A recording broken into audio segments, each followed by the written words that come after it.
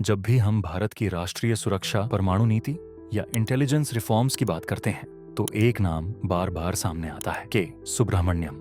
वो सिर्फ एक ब्यूरोक्रेट नहीं थे, बल्कि एक विजन रखने वाले रणनीतिकार थे, जिनकी सोच ने आज के भारत की डिफेंस पॉलिसी और स्ट्रेटेजिक आइडेंटिटी को गहराई से प्रभावित किया। 1951 में जब उन्होंने आईएएस ज्वाइन किया, तो किसी को अंदाजा नहीं था कि ये व्यक्ति एक दिन भारत की न्यूक्लियर स्ट्रेटेजी और सिक्योरिटी आर्किटेक्चर की नींव रखेगा। उनका झुकाव शुरुआत से ही नेशनल सिक्योरिटी की तरफ था, और उन्होंने 2 बार IDSA यानी institute for defence studies and analysis के डायरेक्टर के रूप में भारत की स्ट्रेटेजिक थिंकिंग को शेप किया। लेकिन उनका सबसे बड़ा योगदान तब सामने आया जब 1998 में भारत ने पोखरान 2 न्यूक्लियर टेस्ट किए। के सुब्रह्मण्यम को भारत की न्यूक्लियर डिटरेंट पॉलिसी का आइडियोलॉजिकल आर्किटेक्ट माना जाता है। 1964 में जब चीन ने परमाणु परीक्षण किया, तब से ही उन्होंने जोर देना शुरू कर दिया था कि भारत को अपनी रक्षा के लिए न्यूक्लियर कैपेबिलिटी हासिल करनी चाहिए। वो हमेशा कहते थे, भारत को नो फर्स्ट यूज की नीति अपनानी चाहिए, यानी हम कभी पहले हमला नहीं करेंगे, लेकिन अगर कोई हम पर हमला करे तो हम जवाब देने में सक्षम होंगे। उनकी सोच थी मिनिमम क्रेडिबल डिटरेंस, यानी जरूरत भर की ताकत जो दुश्मन को रोक सके लेकिन आक्रामक ना हो। और यही सोच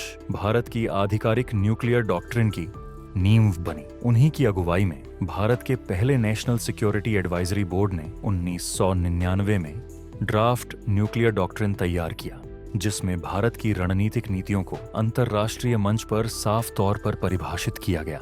लेकिन सुब्रह्मण्यम जी का योगदान सिर्फ परमाणु नीति तक सीमित नहीं रहा। 1999 के कारगिल वॉर के बाद जब पूरे देश में इंटेलिजेंस फेलियर को लेकर सवाल उठने लगे, तो सरकार ने उन्हें कारगिल रिव्यू कमेटी का चेयरमैन बनाया। इस समिति ने न सिर्फ उस युद्ध की गहराई से समीक्षा की, बल्कि भारत की सीमाओं की सुरक्षा, एजेंसीज के कोऑर्डिनेशन और इंटेलिजेंस स्ट्रक्चर की कई कमजोरियां उजागर की। उन्होंने साफ सुझाव दिया, भारत को एक chief of defence staff CDS की जरूरत है, ताकि भारतीय थल सेना, वायुसेना और नौसेना के बीच बेहतर तालमेल हो सके। वो चाहते थे कि भारत का इंटेलिजेंस तंत्र ज्यादा प्रोएक्टिव और टेक्नोलॉजी ड्रिवन बने। और आज जब हमारे पास CDS है और सीमा पर ज्यादा सर्विलेंस और कोऑर्डिनेशन है, तो इसकी प्रेरणा कहीं न कहीं उसी रिपोर्ट से मिलती है कि सुब्रह्मण्यम सर ने राष्ट्रीय रक्षा विश्वविद्यालय NDU की स्थापना में महत्वपूर्ण भूमिका निभाई। हालांकि NDU का विचार 1967 में chief of staff committee COSC ने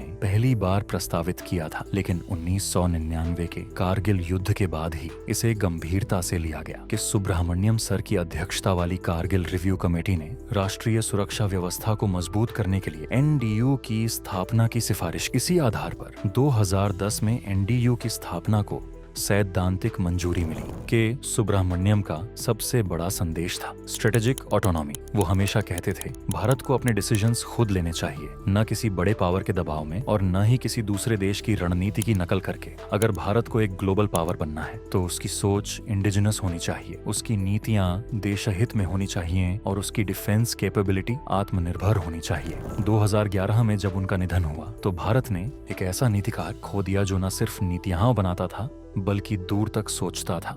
आज अगर भारत एक जिम्मेदार परमाणु शक्ति है, अगर हमारी सीमाएं पहले से ज्यादा सुरक्षित हैं, अगर हमारी फॉरेन पॉलिसी आत्मविश्वास से भरी हुई है, तो उस बुनियाद में के सुब्रह्मण्यम जैसे व्यक्तित्व का बहुत बड़ा योगदान है। उनका नाम शायद हर आम आदमी को न पता हो, लेकिन देश की सुरक्षा की नींव में वो हमेशा जिंदा रहेंगे। Subscribe and advertise with defence and security, alert magazine and stay alert. जय हिंद।